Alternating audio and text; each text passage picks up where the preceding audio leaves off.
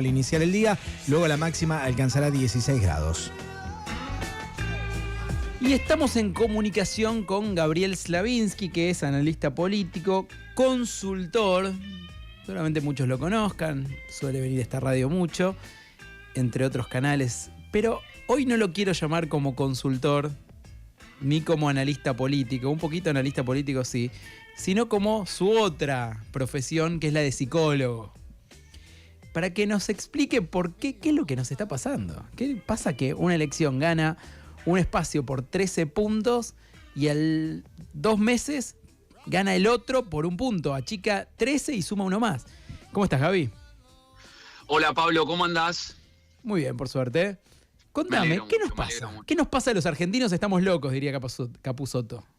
Un poco sí, pero creo que tiene más explicaciones. La principal que yo te diría en este caso es que el miedo le ganó a los peros, el miedo al kirchnerismo terminó por imponerse sobre los peros que se tenía o sobre las dudas que se tenía sobre el gobierno de Milei y la incertidumbre que puede generar este presente y el futuro contra lo que ya conocemos del pasado. Me parece que ahí el voto me parece que se consolida en esa lógica y sumado con dos factores que me parecen relevantes. Uno es que el gobierno desde el 7 de septiembre logró acomodarse en cuanto a la narrativa y en cuanto a las acciones con el PRO. Ahí apareció un votante amarillo, sobre todo en la provincia de Buenos Aires, que yo te diría que el 7 de septiembre se quedó en la casa. Y la otra cuestión es que el 7 de septiembre funcionó no como una paso, sino como una aclaración, como diciendo, mirá que el 7 de septiembre, si todo sigue igual, lo más probable es que vuelvan los otros. Entonces no me quedo en mi casa, y sirvió también como un despertador a nivel nacional.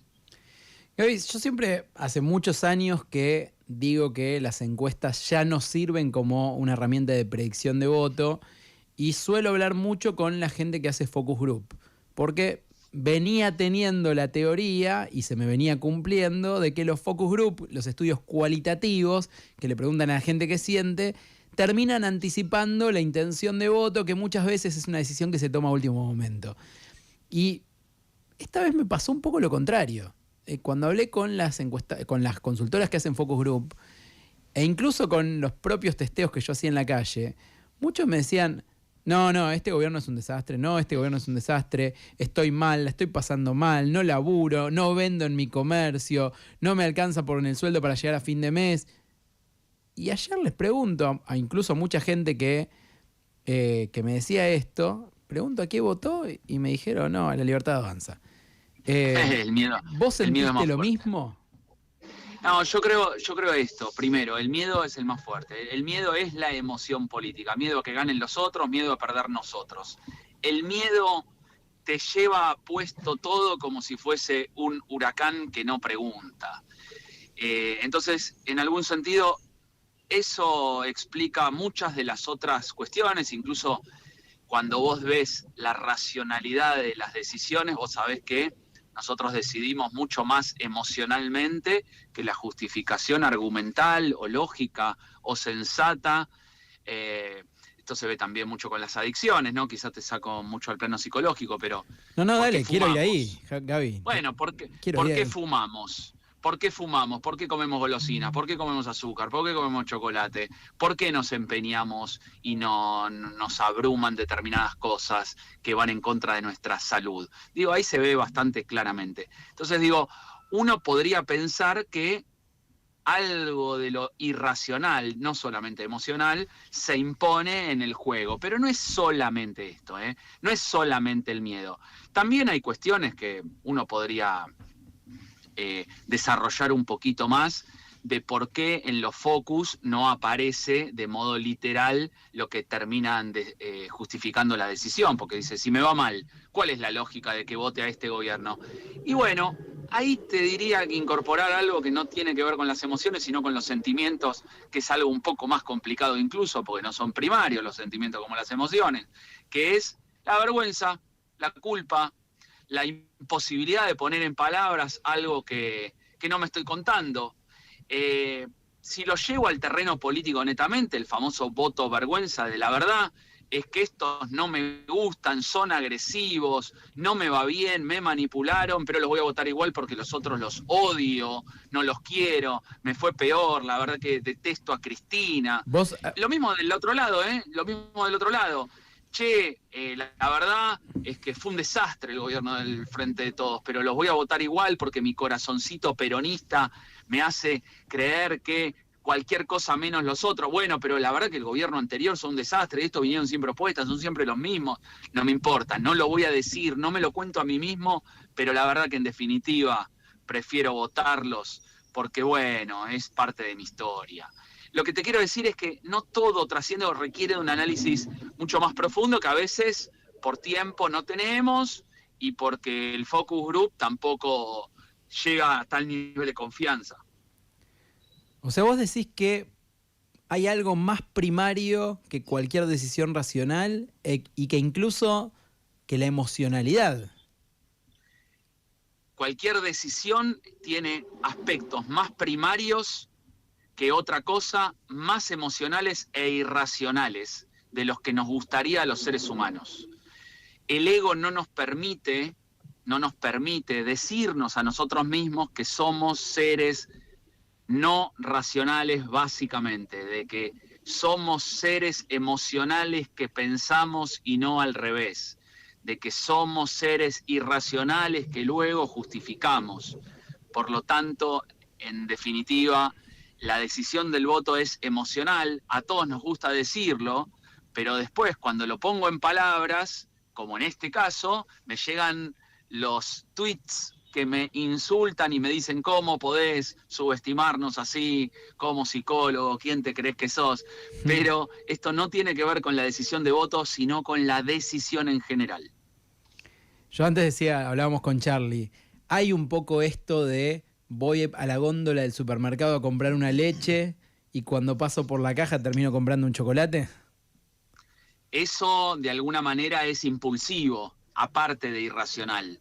Porque vos te compraste todo verde, todo light en la góndola de la heladera y de repente llegaste y te compraste el chocolate. Eso sería irracional, porque no viene con la lógica del pensamiento con la que estás decidiendo o mejor dicho, en las decisiones previas. Uh-huh. Vos estás diciendo, justificando con tu aparato cognitivo, procesándolo de alguna manera racionalmente, diciendo voy a comprar todo light y después terminás comprando chocolate. ¿Por qué compré chocolate? Porque el impulso, la emocionalidad, la dopamina me hizo tener que comer y darme este gusto del principio del placer.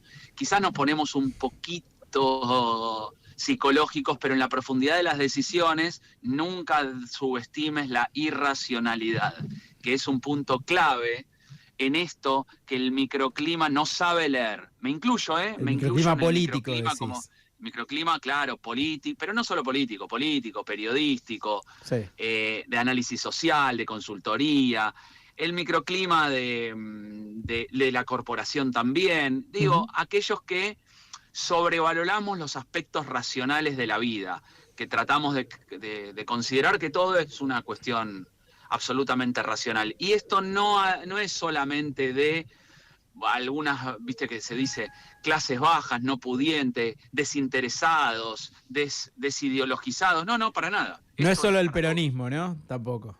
No es solamente del peronismo porque uno, claro, vos me lo decís con sarcasmo, pero no solamente es de aquellos que no le prestan atención a la política. Somos todos irracionales en cuanto a tomamos decisiones, o mucho más irracionales de lo que nos gustaría. Cuando te querés comprar, ¿por qué te compras un auto? Vos te comprás el que tiene una relación de precio y calidad justa y perfecta. Ahí se nos cortó. Bueno, vamos a tratar de establecer de nuevo comunicación. Y hay un aspecto clave que quería preguntarle a Gaby mientras lo reconectamos, que tiene que ver con el futuro. Porque cuando hablamos de psicología, también me gustaría saber si la psicología del líder, en este caso de Javier Milei, va a permitir una readaptación a las nuevas circunstancias. Gaby, ¿me escuchás ahí? Sí, perfecto, perfecto. No, quería pasar a un último plano antes de dejarte porque sé que tenés que irte, pero hay otro aspecto de la psicología vinculado al futuro que genera una incógnita, que es si Milei de alguna manera va a cambiar su psicología a partir de este triunfo y de esta segunda parte de su mandato y va a dejar de lado lo que era la estrategia de confrontación, que seguramente no era solamente una estrategia racional y pensada, y se va a abrir a cierto diálogo. ¿A vos te parece que hay margen en este liderazgo para eso? Lo racional, haciendo un paso previo, diría que Milei debiera hacer alianzas para que su revolución y batalla cultural tenga sostenibilidad en el tiempo. Esto es lo que uno podría decir primaría o sería lo lógico en el escenario político, es lo que le pide el mundo político y lo que le pedía desde el primer día, claro. ¿Correcto? Sí. Ahora, también es verdad de que vos sabés muy bien que el temperamento y el estilo de personalidad son mucho más difíciles de cambiar. Uh-huh. Por lo tanto, la duda está entre la conveniencia política y cuánto puede sostener. Vemos muchísimos ejemplos de líderes políticos que su temperamento es el que no le permitía tomar las decisiones más adecuadas. Hay casos de líderes presidenciales del último tiempo en Argentina, si querés le ponemos nombre, pero si querés no le ponemos nombre. Pero yo te diría que el temperamento o la personalidad se terminó imponiendo. Pongámosle nombre, dale. Racional. Bueno, el caso de Cristina fue paradigmático, sobre todo en varias de las crisis y confrontaciones que hubo, que le decía, ella redobla la apuesta, cuando lo lógico hubiese sido frenar 2 cambios o bajar 2 cambios, frenar y negociar determinados acuerdos porque era lo conveniente. En el caso de Milei, los primeros 2 años tuvo algo de eso. El tema es que no sabemos si era para consolidar el espacio violeta y después negociar, o que sería el caso de que a partir de hoy estaría abierto a posibilidad de diálogo y acuerdo para generar consenso, o ya es parte de su personalidad desde que era panelista en Intratables y no va a poder de alguna manera dejar de sobregirarse. Viste que hubo momentos que dijo yo voy a dejar de insultar y a los 2 minutos volvió a insultar, pero la intención creo que la tuvo y ahora está en otro formato. Y te voy a decir el último dato político que me parece relevante y que es toda una sorpresa. Te voy a decir una cosa que no estás teniendo en cuenta. A ver, dale. Te lo digo. Por los próximos 2 años no hay elecciones. Sí.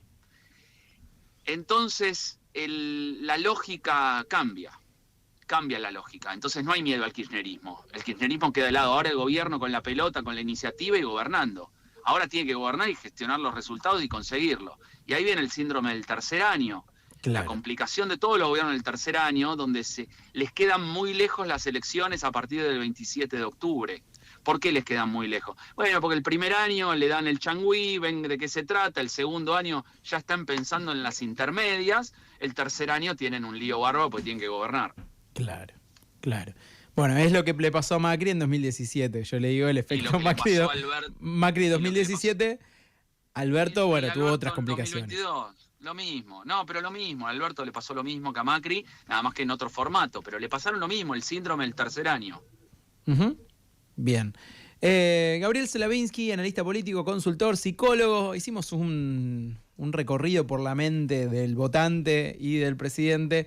Gracias por atendernos en este lunes postelectoral. Por favor, Pablo, saludos para todos. Un abrazo. El lunes es inevitable. ¡No! Pero muy lunes